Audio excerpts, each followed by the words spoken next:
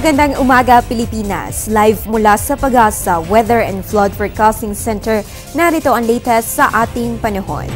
Patuloy po natin binabantayan itong low pressure area na nasa layong 1,040 km silangan po yan ng Mindanao at inaasahan papasok ng ating area of responsibility within 24 hours. Ayon kay Pag-asa Weather Forecaster Buddy Javier, mababa naman ang chance nitong maging bagyo sa loob ng 24 oras, ganun pa man patuloy po natin itong i-monitor.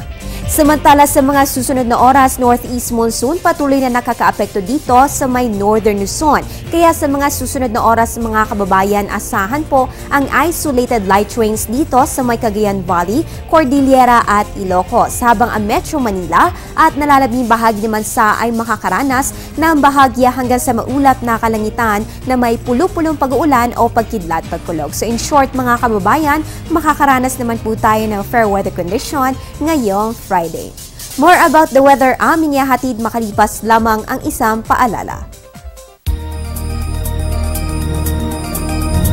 We cover the lives of all the people. The news that you read comes alive in each page.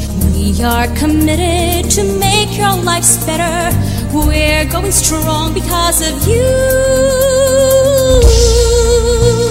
Cebu Daily News, Cebu Daily News. Cebu Daily News. We tell it as it is.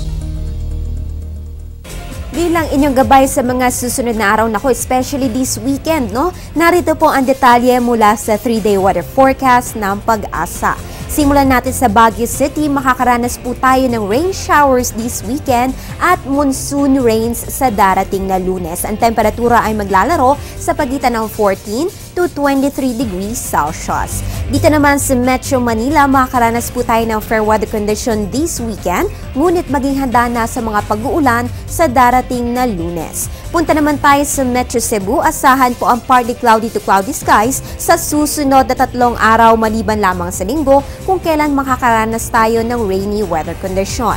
Punta naman tayo ng Metro Davao, asahan po ang partly cloudy to cloudy skies with isolated rain showers or thunderstorms sa susunod na 3 araw. At ganitong weather condition din po ang aasahan sa may Zamboanga. Expect fair weather condition this weekend at sa Lunes. At yan po ang latest mula dito sa Pag-asa. Manatiling nakatutok sa ating weather conditions sa pamamagitan ng Panahon TV Facebook at Twitter accounts. Antabayan na rin ang aking susunod na update mamayang alas 11 ng umaga. Ang update na ito ay hatid sa inyo ng Panahon TV Express kung saan walang pinipiling panahon ang pagbibigay impormasyon. Ako po ang inyong weather girl April Enerio. Magandang umaga.